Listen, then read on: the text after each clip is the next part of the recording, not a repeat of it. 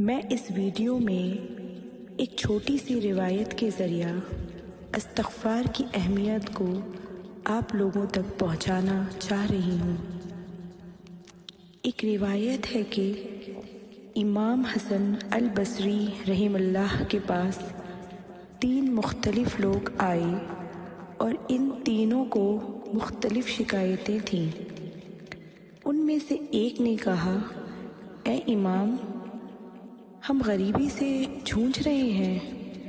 دوسرے نے کہا، اے امام، ہم قحط سالی یعنی پانی کی کمی کا شکار ہیں۔ تیسرے نے کہا، اے امام، ہم بچے پیدا کرنے کی کوشش کر رہے ہیں۔ ان تینوں لوگوں سے امام حسن نے کہا، استغفر اللہ کہو، استغفر اللہ کہو، استغفر اللہ کہو۔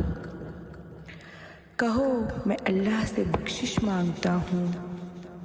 جب ان کے شاگرد نے ان سے پوچھا کہ آپ نے ان تینوں کو استغفر اللہ کا ورد کرنے کے لیے کیوں کہا؟ امام حسن نے فرمایا، اگر تم قرآن میں دیکھو گے تو اللہ عز و جل نوح علیہ السلام کے بارے میں کہتے ہیں، میں نے ان سے کہا کہ اپنے رب سے معافی مانگو، بے شک وہ بڑا بخشنے والا ہے۔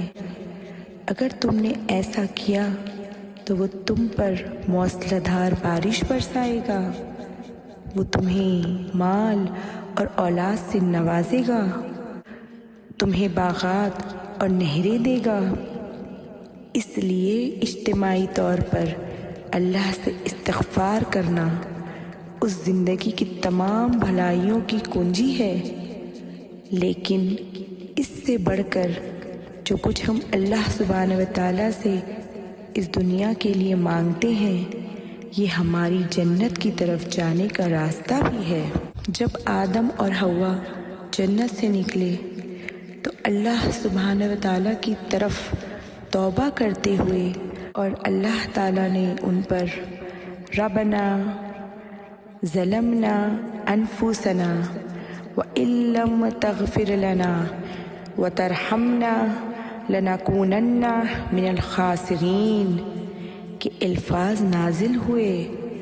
اے ہمارے رب، اگر تو نے ہمیں معاف نہ کیا اور ہم پر رحم نہ کیا تو یقیناً ہم نقصان اٹھانے والوں میں سے ہو جائیں گے۔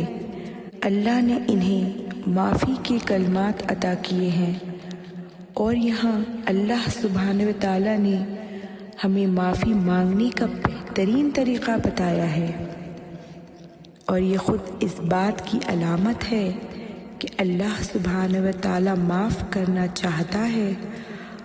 اور میں چاہتی ہوں کہ آپ سب زیادہ معاف کرنے والے شخص کے بارے میں سوچیں جسے آپ اپنی زندگی میں جانتے ہیں، اور سوچیں کہ وہ کتنی جلدی آپ کو معاف کر دیتے ہیں۔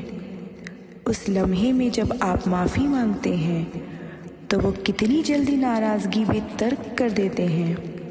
جیسے ہی آپ کہتے ہیں آئی ایم سوری، مجھے افسوس ہے، اور وہ لوگ الغفور کے مقابلے میں کچھ نہیں ہیں، سب معاف کرنے والے ہیں۔ آپ کو صرف اتنا کہنا ہے کہ میں معافی چاہتا ہوں، میں معافی چاہتی ہوں۔